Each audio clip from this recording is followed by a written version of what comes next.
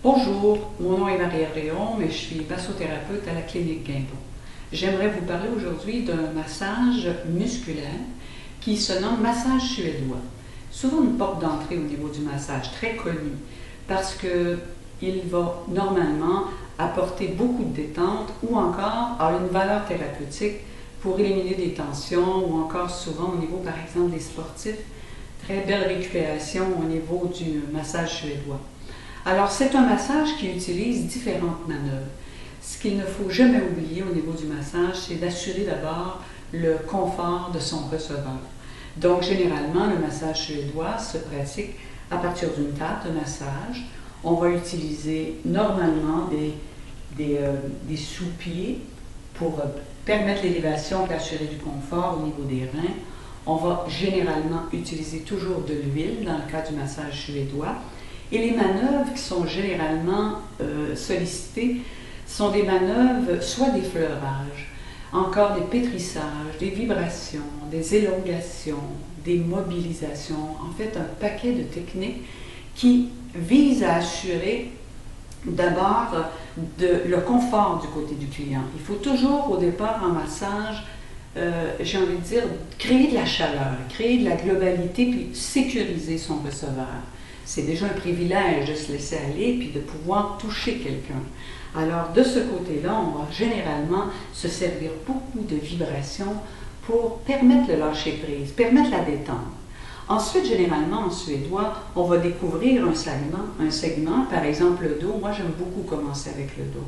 Et pour une raison, vous savez, le vieil adage qui dit « je porte le monde sur mes épaules » ou « j'en ai beaucoup sur le dos », ça dit quelque chose. Ça dit que généralement, d'abord, on ne voit pas en arrière de soi-même. Tu sais?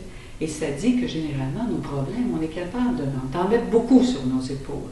Alors souvent, il y a un méridien extrêmement important ici qui passe, énergétique, qui d'ailleurs fait complètement tout le dos jusqu'au bout des pieds. Ça fait énormément bien que de créer de la vibration légère au niveau de ce dos, permettre la détente pour ensuite travailler au niveau des manœuvres. Donc en suédois, ce qui est important, je vous dirais, on va toujours de la surface d'abord pour ensuite atteindre plus de profondeur, où on va toujours du général pour s'amener vers, par exemple, une tension qu'on pourrait, par exemple, ressentir au niveau d'un omoplate. Donc ce qu'on va faire généralement, c'est des effleurages. En premier lieu, un effleurage consiste toujours à partir de l'origine des muscles du dos, de monter au niveau du dos et d'aller vers l'occiput. C'est généralement, on couvre, si vous voulez, complètement le dos au complet, ce qui fait que c'est globalisant, sécurisant et tranquillement, on amène et de la chaleur au niveau de la peau, puis on amène de la relaxation au niveau musculaire. Généralement, on va répéter ce mouvement-là, et tranquillement, ça va nous permettre de ramener un mouvement qui serait plus des pétrissages. À ce niveau-là, on commence à travailler les masses musculaires, à dégager, si vous voulez, les récepteurs nerveux, ce qui va nous permettre d'augmenter le niveau de tolérance au niveau, par exemple, des douleurs, si on veut exercer des pressions. Ensuite, ce qu'on peut faire naturellement, c'est ou des vibrations ou encore des foulages qui vont être plus dirigés vers des lieux de tension. Alors, il y a énormément de pratiques. On comprend qu'en massage suédois, on peut, dans le contexte, par exemple, de la détente, couvrir le corps au complet. Généralement, on commence par le dos, on va ensuite aller du côté des fessiers, on va aller du côté des jambes, et on va découvrir, par exemple, chacune des jambes, et toujours dans des manœuvres qui sont identiques, on va permettre des effleurages, on va permettre également par la suite des drainages. On va également pouvoir procéder à des pétrissages qui défait les plans musculaires, qui éliminent quelquefois des toxines. Et puis on fait ces drainages pour ramener le sang veineux toujours vers les veines, soit sous-clavières ou encore du côté fémoral pour ce qui est des membres inférieurs. Donc extrêmement important de toucher en massage suédois. Et généralement, la durée d'un massage est entre 60 et 90 minutes, généralement dans un contexte où s'il y a lieu, on va mettre une musique légère qui nous aide à relaxer, à lâcher prise.